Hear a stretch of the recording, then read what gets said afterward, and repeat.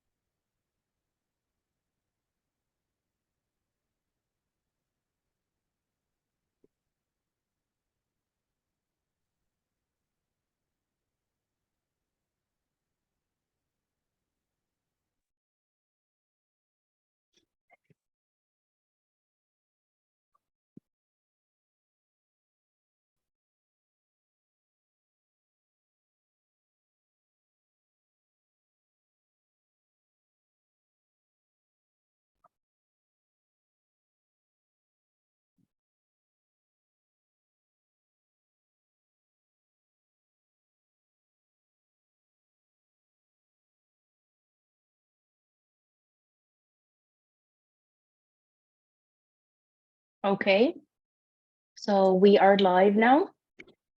Hello, everyone. Welcome to Teachers Beyond Teaching MENA. This is Isra Osman. I'm the co-founder and Educational Services Director at Teachogen. Today, we have a very special guest. We have Mr. Russel Stannard here with us. Hello, Mr. Stannard. How are you? I'm fine. Good to see you. Lovely to be here. We are so happy to have you today. Mr. Stannard is a multi-award winner educational technologist. He's been working with different international institutions, including the British Council and NILE as an instructor and a teacher trainer as well.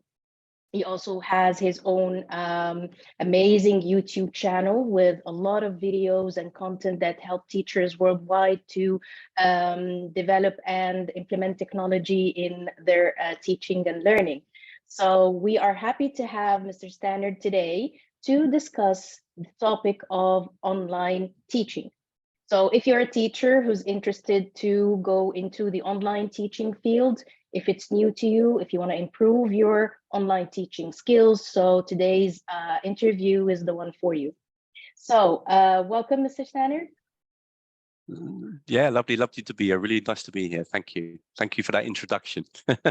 Thank you. Thank you for being with us today. So let's start first with giving us a brief about yourself and how you got your passion for education technology and technology in general.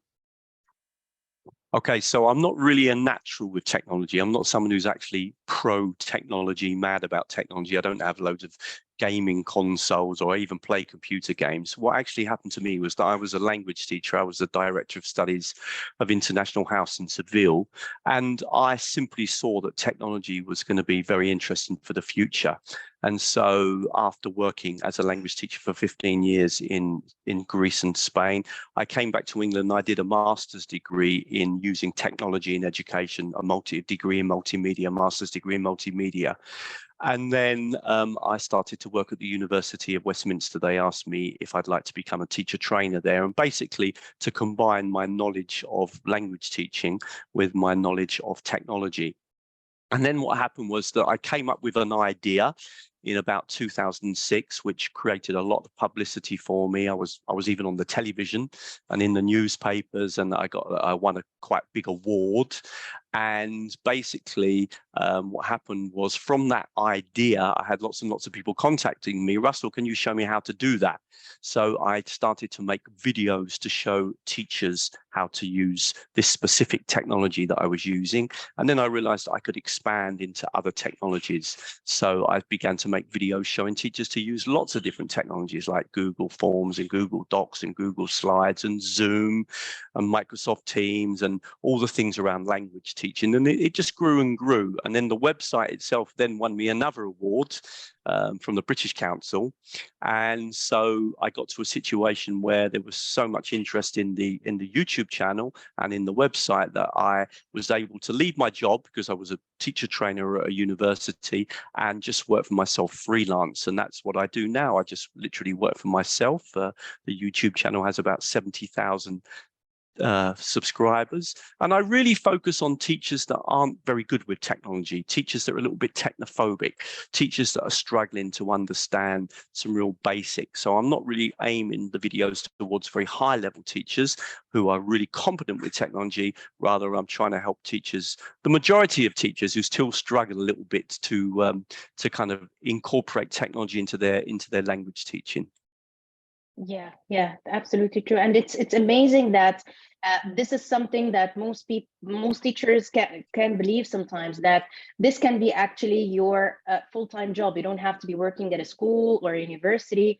This is something that you can be your own boss. In other words, you can create your own content, and you can do your own project. And this is something that we want to like make something to show the teachers, such as an eye opener, that it's okay. This is something that can happen if you dedicate enough energy and enough effort and time to it. This is something that is actually true.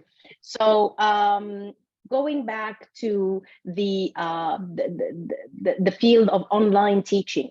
Now, the first time that you started online teaching, like how was your experience? How did you develop yourself in something like this? It's a really interesting question, because I think at the beginning I obviously didn't really know what I was doing, but nobody did, because really online teaching and delivering online courses, I mean, I'm talking back now to sort of 2000, 2001, and there wasn't a really clear kind of theory. There wasn't, for example, the flipped classroom hadn't kind of developed as a concept. And so at the beginning, I spent a lot of time kind of searching on Twitter, particularly on Twitter, and finding articles and research, etc. As I developed more, and now that I have so many teachers that follow me, I get a lot of teachers kind of emailing me and saying to me, Russell, have you seen this? Have you seen that? So I'm actually able to kind of learn from all the recommendations that I get from other teachers. And so obviously my own kind of development has changed a little bit, but certainly at the beginning I did make quite a lot of use of things like Facebook, Twitter, that they were really, really helpful in terms of me finding content. I think these days, if I was starting now, I think I'd probably look towards YouTube. I think because the nice thing there is that you get these videos that you can watch, and then so instantly you can learn how to use a certain technology, and then hopefully to incorporate it into your teaching and learning. Mm-hmm. I have to say one little thing though about my view of teaching. I mean, when you're talking about completely teaching online, obviously, you know, that's fine. You're going to use Zoom or Microsoft Teams or something for your live session, and then presumably then you've also got some content on a platform like Google Classroom, or perhaps it might be, for example, Moodle, or it might be, so you've normally got those two components. When you're working with a kind of blended type of learning where you are still in the classroom, but then you've also got lots of content online that the students can access for homework, my focus is predominantly on what students can do for homework. So I'm not a big advocate of the use of technology in the classroom. I don't see the use of it, because I think in the classroom, we've got the students, we can put them in groups, we can put them in pairs, you know, we can do really interesting things with the students anyway. Okay, we might play YouTube videos, we might project a few things on the screen, occasionally we might do a Kahoot or something, but my focus predominantly these days in a blended learning mode is on what we can get our students to do outside of the classroom. That is really where I think that technology has had a big impact on language learning. It's not the class time, because in a classroom, if you're a good teacher, you don't necessarily need to use any technology. But you know, my focus would be on what we can help the students to do outside of the classroom. I think that's where the real impact of technology comes. Yeah, that's absolutely true. And you've actually mentioned something important, that when you try, or when you start your online teaching, it's important that you learn about the the platform that you're going to be using with your students, whether it's going to be Google Classroom or any other platform, and the application that you will be using to meet them, whether it's Teams or Zoom or whatever. So this is important steps, that I believe this can be the initial steps that teachers can have a starting point that they can start from. And YouTube Absolutely, is yeah. absolutely, absolutely. I mean, there's nothing, I mean, on my master's degree, the starting point, and I teach on 2 master's degrees, but the starting point is, okay, learn to use Zoom effectively if you're teaching live. Okay, so for the live session, learn Zoom or learn Google Meet or learn whatever product you use for the live session, and learn the platform as well that you use to put the students' homework and the additional material. Those 2 things are the 2 fundamental things for effective online teaching, not blended learning. Now we're talking about online, fully online. So I teach fully online. So all my courses, I don't do any blended now. I did do a lot of blended teaching for 20 years, but now I do fully online teaching. And still, for me, the 2 fundamentals are my knowledge of Zoom, because I use that for my live sessions and how I put students into breakout rooms and all the sorts of things I do in Zoom. And then my knowledge of the platform which I use, which in the moment is one called Brightspace, but in the past it was Moodle, Edmodo, Google Classroom. I've used many of them, but that is the fundamentals. You get those 2 things right, and you're already on the way to being able to deliver very powerful online courses. Yeah, exactly. And as you've mentioned, like YouTube can also be a good start for teachers who want to start small, maybe for something that is free. They like free knowledge you can find on YouTube, whether the tutorials that you can have teaching you about the different features of each and every application. This is also a very good start where they can learn from. I also want to discuss with you an important point, which is students' engagement, because many teachers feel that it's really hard to engage their students online the same way that they do it in their classrooms. So what do you think about this? Yeah, well, I think there's some truth in that. I think it's much harder to get student engagement online. And part of the reason is because we as teachers ourselves don't have the same experience teaching online as we do perhaps in the classroom in most cases, okay? But also because neither do the students. The whole experience of teaching or learning online is still quite new to students as well. So I think that the engagement problem is also because we're not really familiar with the environment. But if say, for example, on my master's degree courses or on the courses I run, one of the things that I really, really work on is the fundamentals. Now, the absolute fundamental is the link between what you do with the students in the classroom and what you get the students to do on the platform, and trying to link those 2 parts together. That's one of the reasons why the flipped classroom was such an interesting idea. Okay, because the flipped classroom was about getting the students to watch videos at home and maybe do a few exercises or an exercise to prepare them for the lesson. And then what they'd learned at home was connected into what they were expected to do in the classroom. This link between the 2 parts of the course is so important. Now, I run various courses, and one of them, which is a sort of overall course about teaching online. It's not a master's degree, but it's just a course I run. One of the comments always from the teachers at the end is, Russell, it's how you link everything together. I might ask my students, right, for homework, I want you to, comment on the hardest thing about teaching. And then when they come into the live session with me, I say, right, let's open up that Padlet. I want you now to look at what everyone else has written, and I want you to summarize the best 3 points. So I'm always linking back to an activity that we've done for homework on the platform back into the lesson. Or, for example, we've had a forum discussion. Okay, so we've had a discussion online for homework, maybe in a forum, and then I might do an activity in the classroom where I say, right, okay, guys, I'm going to put you into breakout rooms. I want you to read the forum answers to the question that we asked this week, and then in your groups decide on the best 2 answers. So I'm always linking back and linking the 2 parts together. Sometimes I'm doing it like a flipped classroom, that is homework into the live session, sometimes from the live session back to the homework. But that link is something that when people do my courses, they say, Russell, I've never thought about it that much, just how important that link is. And the reason that link is so important is because you actually want the lesson to be a combination of what you do in the lesson and what you do for homework. You don't want to treat them as 2 separate things. They're part of the whole.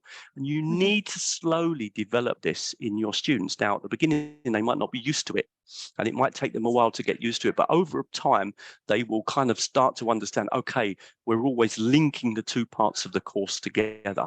And that, for me, is really, really important if we're going to improve student engagement. Yeah, absolutely true.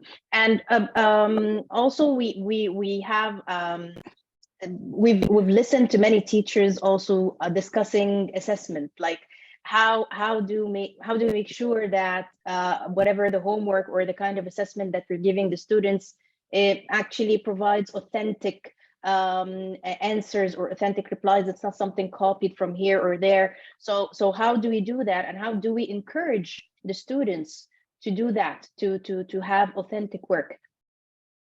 Okay, so my way is in a way is perhaps this is one of my big areas of interest. Okay, so if you do a course with me, you're, first of all, as I said, everything's going to be linked together, but all the activities that you do with me will go into an e-portfolio. So it will build up evidence of all the activities that you do with me over a period of time. So in week 1, we might do a Quizlet activity. In week 2, we might do something with Google Forms. In week 3, we might do something with Wordwall. In week 4, we might do something with Padlet. All of the activities that you do, you have to put them into your e-portfolio. And then you have to comment on your e-portfolio and tell me, okay, this week we learned to use Padlet, and we learned some special features that Russell showed us. I found this interesting in my classes. I could do this, I could do that. So I get you to do 2 things. 1, to build up your evidence of your learning with me, either sometimes in the live session, but sometimes when we're working on the platform. But also you have to reflect on what you've done and think about, well, how would that be applicable to your context? So that's where the authenticity comes in. Your questions are really clever, by the way, okay? Because you're really hitting the fundamentally important things, okay? When we do need to assess online in a very different way to reflect what we're asking our students to do. This was interesting because I was very lucky and got invited out to some of the early work that was taking place on the flipped classroom. So I went out to America right at the beginning when Jonathan Bergman and Aaron Sams were starting this kind of movement.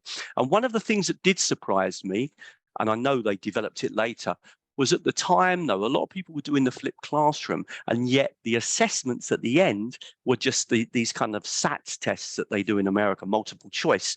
And for me, that was a complete contradiction. The flipped classroom, really loved the idea, really well developed, but yet that the testing and assessment was completely different. No, what I really wanted to do with my teaching and learning, and I know that people in the flipped classroom movement have done similar things, is really look at the way that if we're going to teach in a different way, the delivery of the teaching's changed, then we also need to reflect that in the way that we assess the students. So that's been my answer, to use an e-portfolio. Yeah. We actually we do the e-portfolio training in one of our courses as well. And what we do is we also encourage teachers to make their students part of building this e-portfolio. So whenever, as you've mentioned, like having a certain activity in the classroom or online with the teacher, and then they get to choose, for example, which assessment they would like to have on their e-portfolio and why. And really once good, they have lovely. it and they start reflecting on it, then we would understand that this is authentic and this is actually their work, because they are able to comment on it or give reasons on why they want to include it in their portfolio. Exactly. No, with and it's a lovely point that you're making about the choice as well. That's so important. Okay. So in other words, you might say, because then it gives the students autonomy as well. So let's say, in week 1 of the course, you've done a variety of things, but you get the choice which things you put into your e-portfolio to comment on, because maybe we've covered 3 or 4 things. And I might say to you, well, you choose any 2 of the things and you put them into your e-portfolios. Some of the results from these e-portfolios are honestly, I'm not exaggerating, are astounding. Because people really feel that they own the e-portfolio, it's theirs, and they will often go off and make the e-portfolio look really nice and put extra pages in and extra things and examples of activities they tried with their students, and they'll write really long reflections, and we're always very really kind of pleased with the results of the e-portfolio as an assessment method. The other thing I like about e-portfolios is that it means that the assessment is embedded into the teaching and learning. It's not 2 separate things, because as you do these activities with me during the class or online, you're putting them into your e-portfolio as evidence of your learning. So it's not like, okay, it's time for a test. No, it's all embedded. And that is one of the most interesting things about using e-portfolios as an assessment tool. Now, if we want to give an advice to teachers who are new to the term of e-portfolios, because not many teachers actually are aware of what is an e-portfolio or how to create one and how to share it with their students. So in a nutshell, what would you, how would you describe it or give advice to teachers about it? Well, obviously, I would suggest that you watch my videos. They're free. And I actually have a couple of very popular videos on e-portfolios, which you can find on my website. If you go to teachertrainingvideos.com, and maybe afterwards we're able to share the link to the website, or perhaps even to the specific videos on e-portfolios. Then in the section on Google, you'll see that I've actually got a video on how I use e-portfolios in my teaching and learning. And funny enough, and it's really getting interesting what your question, because of ChatGPT, this whole area of e-portfolios has kind of has risen again. Why? Again, it's demonstrating why e-portfolios are so kind of so important now, because of what we know, ChatGPT. And so I am actually thinking of making a new video that again goes over the fundamentals of using e-portfolios. The tool I use for my e-portfolios is Google Sites.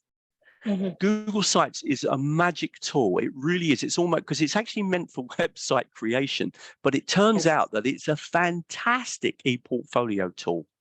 Because of the way that when you do an activity in groups, everybody has a copy of that activity and therefore can put it into your into their e-portfolios. So anytime you do an activity as a group, it's not only one person that has a copy of that activity, all 4 or all 5 or however many people are in the group all have a copy and can then put it straight into their e-portfolio. And so Google Sites works very well, and that's the tool that we use on the courses that I run with Niall. It's a very good tool, and it's free. Yeah, the good thing about it that it's free. And I think also it's quite simple to use, because it's like simple drag and drop, so it's not going to be too complicated for teachers or even students actually to work on it or display their work on it. Okay. No, definitely, I agree. Yeah, perfect. So now one more thing we want to talk about is like the teaching strategies in general. Like many teachers are aware of the teaching strategies that they use in the classroom, active learning and flipped learning and so on and so forth. Do you think that all of the classroom strategies that teachers implement in their face-to-face classes can be implemented in online classes? Obviously, they have to be slightly adapted. But this goes back to the question of why I got interested in technology. As I said, I'm not pro technology at all. I'm interested in language learning. It just so happens that I saw that technology can really, really support the types of things that I wanted to do when I was teaching my students to learn to speak English and then later Spanish. So for me, the first is always the fundamentals. How do we learn a language? And then you look at the tools and the techniques that you can use to help students to do that. So you might say to yourself, okay, in the classroom, we can now introduce or make the delivery of the material more interesting because we're going to make use of YouTube. Okay. Or we might say, well, for homework now, we can make the homework more interesting because we can ask students to do an activity on Wordwall, or we can get them to listen to a podcast, or get them to watch a video, or get them to do an exercise on Quizlet. For me, the fundamentals haven't changed. The way we learn a language hasn't changed, as in the processes that take place, but the technologies empower and allow us to do these things more effectively than we perhaps could do 20 years ago. And it's very interesting because I'm actually experiencing that myself now as a Polish language learner. I'm here in Poland at the moment. I'm actually in a hotel today because I've got some work here at the weekend. And, I'm learning Polish. Fundamentally, it's the same process that I went through to learn Spanish. However, the tools that are at my disposal now are very different, and I can listen to podcasts and I can watch YouTube videos. I mean, I was on the train today and I listened to podcasts in Polish all the way to crack off on the train. Now, that might have been hard for me to have done 20 years ago. Podcasts weren't really around then, or they were just about starting. So for me, it's more about looking at the language, looking at what you believe needs to be done to help our students to learn a language, and then look at all the things at your disposal that could be with technology or without technology. Okay, so fundamentally, I don't think actually the techniques have changed, but of course you need to adapt them to make use of the technologies that we've got available. But fundamentally, it's still the same. Language learning, how we learn a language, the processes that take place, the importance of all the things we know about crash and language exposure, importance of reading, but perhaps reading at a lower level to develop your fluency, the importance of getting as much speaking time into your language learning, not focusing too much on grammar, but doing it in small chunks. We know all of those things from all the research that we've done, we've read about in language acquisition. For me, that hasn't changed. Simply, I look at these tools and say, well, yeah, I want to get my students speaking more. That technology is going to help me do it more effectively. Or I need to get my students working on their vocabulary learning. That technology is going to help me. That's the way that I kind of view the use of technology to empower language learning. Yeah, that's true. So the thing is, we need to think of technology as a tool that helps us facilitate learning. It helps us facilitate teaching, because many teachers would get scared. I don't know how to do this. I don't know how to teach online. I don't think that it's the same thing. So the fear that they have, from it's some kind of unknown area to them, but what you said actually gives them hope, that it's basically the same techniques, but you just need to learn how to implement technology in each and every stage and with every technique. Now, the one question also that comes in mind is, a lot of teachers seek reliable resources to learn from online.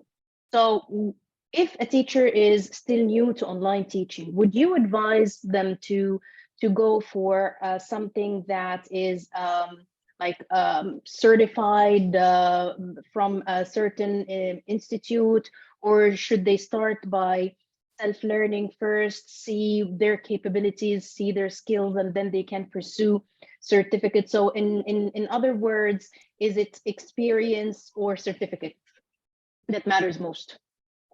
Well, I mean, always certificates are useful if they're from a verified, a person, or from an institute or organization that can deliver good training.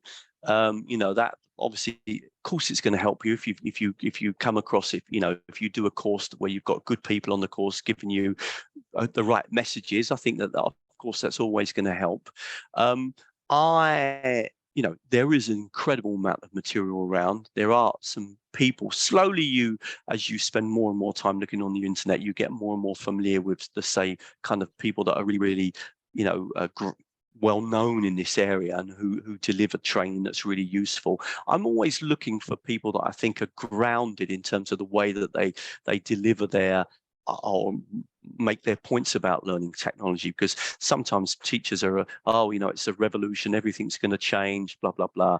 And I think that can, make teachers really feel guilty. So, you have to be a bit careful sometimes when you're looking for this material. You have to be a bit selective. A good starting place would be my YouTube channel. My YouTube channel, it's very, very popular. All the videos are free. 70,000 people, 70,000 subscribers or something like that. And those videos are all free, and they're really going to get you started off. And you'll know that I'm going to be talking a lot about the use of technology outside of the class. I'm not going to talk too much about changing the way you deliver your classes if you teach in a blended mode. But there's all the support there for things like Zoom and Google Meet and et cetera, et cetera. I mean, courses can be really good if you can find one. Of course, the other thing about a course is that they cost money, and therefore depends a little bit on whether teachers have got access to, can afford to pay for a course to do one. A piece of advice that I would give you is maybe what I did, and that is I looked at what I believed about language learning, and fundamentally that hasn't changed. And then I started to look for the technologies that would support that. So, for example, I always wanted to get my students speaking more. So I did lots of focus around making videos, making audio recordings, so I could get my students to record themselves at home and then send me their recordings and I could listen to them. So I focused a lot of interest in that area at the beginning, because that was something I always wanted to do. I wanted to make it possible that my students would go home and speak English. Now, as I evolved, I began to focus more on, well, how can I really help my students in the class or when they do their homework? In the class, I've only got 2 hours a week or 3 hours a week. For homework, they could spend hours if I can get them reading, if I can get them listening, if I can get them studying vocabulary. So I, these days, put a lot of my focus into how I can empower my students to study more on their own, to become more autonomous, become more independent. I teach them lots of things that lots of other teachers don't necessarily know, but they're about tools that they already know. For example, there are many things that you can do with YouTube that teachers aren't aware of. There are many things that you can do with Quizlet and Google Translate that teachers just don't know. And whenever I present and I show teachers and they say, oh, we already know YouTube. And then I say, right, let me show you this then. Do you know you can do this? And they all say to me, oh, I never knew that. And then I say, right, now go and show your students that, because that can get your students to work on their own.